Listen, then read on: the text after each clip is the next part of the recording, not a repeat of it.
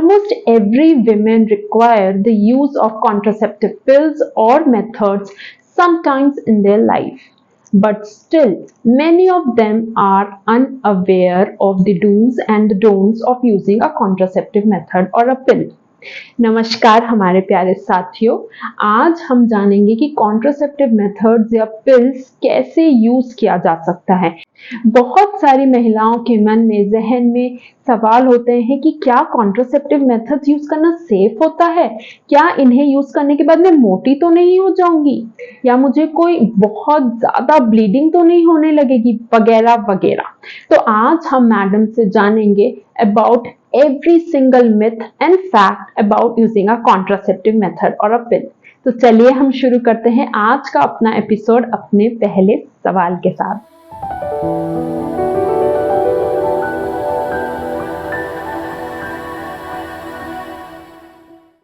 Welcome ma'am, welcome to the next episode. तो ma'am आज हमारे दर्शकों को बताएं कि कौन से डिफरेंट कॉन्ट्रासेप्टिव मेथड्स होते हैं। डिफरेंट कॉन्ट्रासेप्टिव मेथड्स में फर्स्ट है long acting reversible contraceptive methods, second होते हैं hormonal contraceptive method, then comes the emergency contraceptives, the barrier contraceptive and the permanent sterilisation methods. जी मैम, जैसे आपने बताया कि long acting reversible contraceptive IUDs, तो मैम इनके क्या रिस्क या बेनिफिट्स होते हैं? इनके बेनिफिट सबसे ये है कि ये एक बार लगाए आप 5 या 10 ईयर्स तक इफेक्टिव रहता है। आप लगा लिए, इसमें उसके बाद आपको डेली कोई डोज लेना याद रखना कुछ नहीं पड़ता है। मोरओवर आपने लगा लिया, आपके आजू बाजू किसी को पता भी नहीं चलेगा कि आप कोई कॉन्ट्रासेप्टिव यूज कर रहे हो, स्पेशली जैसे घर में कई बार मदर इन लॉ ऑब्जेक्ट करते हैं इस चीज को। मोरओवर ये आप जब निकालेंगे इसको प्रॉपर्टी को, फिर से आपकी फर्टिलिटी रिगेन हो जाती है, मतलब आप फिर प्रेगनेंसी कर सकते हो। इसमें एक और होता है हार्मोन इम्प्रेग्नेटेड आईयूसीडी, उसका और एडवांटेजेस होता है। उसमें क्या होता है कि ब्लीडिंग आपकी कम होते जाती है, धीरे धीरे 3 to 6 मंथ्स में ब्लीडिंग कम हो जाती है, तो हीमोग्लोबिन आपका डाउन नहीं होता है। और ये एंडोमेट्रियोसिस, एडिनोमाइसिस, स्मॉल फाइब्रॉइड्स या एंडोमेट्रियल हाइपरप्लेजिया जैसे कंडीशंस में भी बहुत यूजफुल रहता है। इसका बस साइड इफेक्ट जो कॉपर्टी, ओवरऑल का कॉपर्टी का साइड इफेक्ट्स है वो है कि इसमें कई बार शुरू के कुछ महीनों में थोड़ी हैवी ब्लीडिंग और क्रैम्पिंग हो सकता है, पेन थोड़ा बहुत हो सकता है, लोअर एब्डोमेन में थोड़ी हैवी ब्लीडिंग हो सकती है, और इन्फेक्शन वगैरह के चांसेस थोड़े बहुत रहते हैं। लेकिन उसके लिए अगर अपन केयरफुल रहेंगे या टाइमली अगर पेशेंट आके दिखाएगा तो कोई प्रॉब्लम नहीं होता है। एक्सपल्शन के चांसेस होते हैं 5% करीब, कभी कभी वो अपने से निकल जाते हैं। जी मैम। तो मैम जैसे ये आपने अभी एक डोज मिस होने का बात कही, तो मैम अगर कॉन्ट्रासेप्टिव पिल की कोई डोज मिस कर दे कोई महिला, तो उसमें आगे कैसे उसको कैरी ऑन करना चाहिए? अगर कॉन्ट्रासेप्टिव पिल्स ले रही है तो उसको बताना है कि फिक्स टाइम पे उसको, स्पेशली बेड टाइम पे, रात को सोने के पहले वो पिल रेगुलर लेना है, एक भी पिल मिस नहीं होना चाहिए। अगर वो पिल, रात वाली पिल मिस कर जाती है उस दिन की, तो नेक्स्ट डे मॉर्निंग में जैसे ही उसको याद आता है वो पिल लेना है, और साथ ही साथ उस दिन वाली रात वाली पिल भी उसको लेना है। बट अगर 2 से 3 पिल मिस हो जाता है तो उसको कुछ ना कुछ और कॉन्ट्रासेप्टिव साथ में यूज करना है, जैसे बैरियर कॉन्ट्रासेप्टिव उसको यूज करना है। जी मैम, जैसे बहुत सी औरतों के अंदर मन में एक डर होता है कि मैं ये कॉन्ट्रासेप्टिव मेथड यूज करने के बाद मोटी तो नहीं हो जाऊंगी, या मुझे ब्लीडिंग तो नहीं होने लगेगी, या अदर साइड इफेक्ट्स तो नहीं होंगे। तो मैम इसके बारे में कॉन्ट्रासेप्टिव मेथड्स के अलग अलग साइड इफेक्ट्स जरूर है। जैसे कॉपर आईयूसीडी जो अपन बोलते हैं, इंट्रा यूट्राइन कॉन्ट्रासेप्टिव डिवाइस, जिसमें कि कॉपर और मेरिना आता है, ये एक फॉरेन बॉडी रहता है जो कि अपन यूट्रस के अंदर इंसर्ट करते हैं। अगर प्रॉपरली अपन टाइमली प्रॉपरली एग्जामिन करके पेशेंट को हिस्ट्री लेके फिर अपन एग्जाम डालते हैं, मेंसेस खत्म होने के तुरंत बाद अपन को मालूम है पेशेंट प्रेग्नेंट नहीं है, या पेशेंट में कोई एंडोमेट्रियल यूट्रस का कोई कैंसर वगैरह के लक्षण नहीं है, या बहुत ज्यादा हैवी ब्लीडिंग की उसको हिस्ट्री नहीं है, तो ऐसे केसेस में अगर अपन कॉपर्टी लगाते हैं तो उसमें कोई खास कोई साइड इफेक्ट नहीं होते। बहुत रेयरली इसमें इन्फेक्शन वगैरह हो सकता है, और जैसे वेजाइनल डिस्चार्ज थोड़ा बहुत ज्यादा बढ़ा, या मेंसेस के समय थोड़ा सा क्रैम्प लाइक पेन होना लोअर एब्डोमेन में, ये हो सकता है। और कुछ केसेस में ये कॉपर्टी या इवन मिरीना, ये जो इंजेक्टिव, ये जो हार्मोनल आईयूसीडी जो रहता है वो कभी कभी एक्सपेल भी हो जाता है। 5% केसेस में वो अपने से निकल भी जाते हैं। जी इसमें कोई वेट गेन का कोई रिस्क नहीं रहता है ज्यादा, बिकॉज प्रोजेस्टेरॉन होने की वजह से इसमें कई बार ब्रेस्ट में थोड़ा सा पेशेंट को टेंडरनेस, थोड़ा सा पेन वगैरह पेशेंट कंप्लेन करती है। जी जी मैम।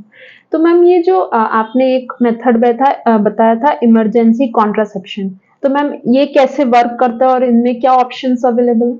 इमरजेंसी कॉन्ट्रासेप्टिव जब कभी पेशेंट बैरियर कॉन्ट्रासेप्टिव यूज कर रही है, कंडोम यूज कर रही है, या वो फट जाता है, या कभी कॉन्ट्रासेप्टिव यूज करना भूल गई, कुछ हुआ, तब अपन यूज करते हैं।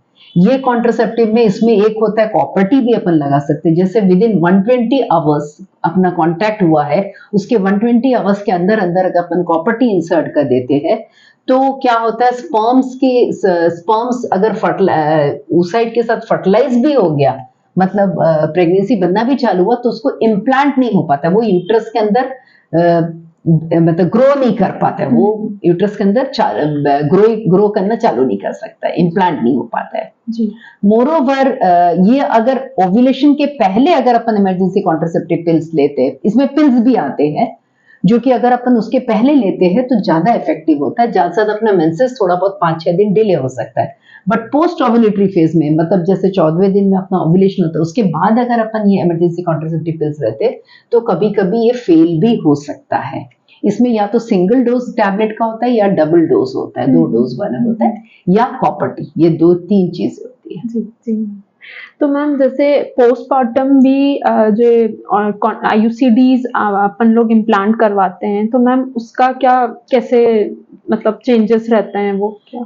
पोस्टमार्टम आईयूसीडी आजकल अपने इंडिया में गवर्नमेंट बहुत प्रमोट कर रही है, क्योंकि देखा गया औरतें जो है बच्चा पैदा होते साथ एक बार जो घर जाती है, फिर उसके बाद उन लोग को ना टाइम रहता है, ना बच्चे को देखने में इतने बिजी रहते हैं, घर का काम में बिजी हो जाते हैं, उन लोग वापस आके कॉपर टी लगवाना या पिल्स लेना या कोई भी मेथड यूज करने के लिए उन लोग के पास टाइम नहीं रहता है। सो हमेशा बेटर है कि ड्यूरिंग डिलीवरी नॉर्मल डिलीवरी या सिजर हो, तब अपन कॉपर टी उसमें यूट्रस में इम्प्लांट कर देते हैं, डाल देते हैं, या नहीं तो फिर पेशेंट को घर जाने के पहले 48 घंटे के पहले, जब पेशेंट घर जाती है नॉर्मल डिलीवरी के पहले, तब लगाते हैं, लगा के भेजते हैं।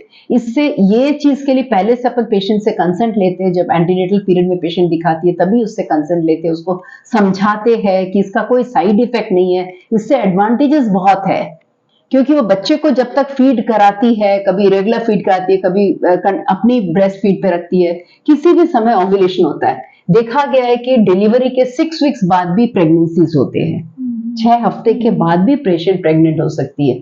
तो अननेसेसरली अनवांटेड प्रेगनेंसी से पेशेंट बचते हैं, उससे उनका मेंटल स्ट्रेस कम होता है। अगर वो तुरंत प्रेग्नेंट होती है तो स्ट्रेस होता है, खर्चा होता है, फिर हेल्थ उसका इफेक्ट करता है, बच्चे का केयर, जो न्यूबॉर्न बेबी उसके पास, उसका पूरी तरह से वो केयर नहीं कर पाती है। और moreover as a family planning method to reduce to decrease the population and spacing के लिए it's good। जी मैम। जी मैम, तो क्या ये कॉन्ट्रासेप्टिव मेथड्स एसटीडीज को भी प्रिवेंट करते हैं? Copper T and oral pills बिल्कुल नहीं करते हैं, बट ऑफ कोर्स जो बैरियर मेथड्स होते हैं वो काफी हद तक एसटीएस प्रिवेंट करते हैं। जी जी मैम। तो मैम जैसे ये आफ्टर हैविंग सेक्स कुछ लोगों को लगता है कि वेजाइनल वॉशिंग भी एक कॉन्ट्रासेप्टिव जैसे एक्ट करता है, तो ma'am is it a myth और नहीं, actually after intercourse when the semen जब वेजाइना में आता है तो उसमें से स्पर्म्स जो है, अच्छे क्वालिटी के स्पर्म्स जो है, बहुत हाई स्पीड में दे ट्रैवल इनटू द यूट्रस, और प्रेगनेंसी होना रहता है तो हो जाता है। इसीलिए आप अगर बाद में इंटरकोर्स के बाद अगर वेजाइना क्लीन भी कर रहे हो या आप बाहर इजैकुलेट कर रहे हो, उसके बाद भी प्रेगनेंसी के चांसेस रहते हैं। सो दैट इज, वो कोई श्योर मेथड नहीं है कॉन्ट्रासेप्शन का। जी जी मैम। तो अंत में आप हमारे दर्शकों को एक क्या मैसेज देना चाहेंगे? मैं दर्शकों को यही मैसेज देना चाहूंगी कि अनवांटेड प्रेगनेंसी से ज्यादा अच्छा है कि आप कॉन्ट्रासेप्टिव पिल्स या कॉन्ट्रासेप्टिव कोई भी यूज करो, नॉट ओनली पिल्स, कोई भी कॉन्ट्रासेप्टिव यूज करिए, ताकि आपके हाथ में है कि आपको कब बच्चा चाहिए नहीं चाहिए। आप उस हिसाब से प्लान कर सकते हो, आप स्पेस कर सकते हो आपके दोनों बच्चों के बीच में, आप एक एक बच्चे का प्लानिंग, बच्चे का देखभाल अच्छे से कर सकते हो, एंड अपनी लाइफ को इजी कर सकते हो। एंड अननेसेसरली जो अबॉर्शंस होते हैं उसको आप कम कर सकते हैं, क्योंकि उसके भी बहुत सारे साइड इफेक्ट्स होते हैं। जी जी। Thank you ma'am, thank you so much for such an interactive session. हम आशा रखते हैं कि आज के हमारे इस एपिसोड से आपको कॉन्ट्रासेप्टिव मेथड्स के यूसेज, डूज एंड डोंट्स के और अन्य सारी महत्वपूर्ण जानकारी मिली होगी। I believe, and now I hope that you all believe, that an educative men and women is the most wonderful contraceptive. चलिए फिर हमें इजाजत दीजिए और वेट कीजिए हमारे अगले एपिसोड के लिए। तब तक के लिए धन्यवाद।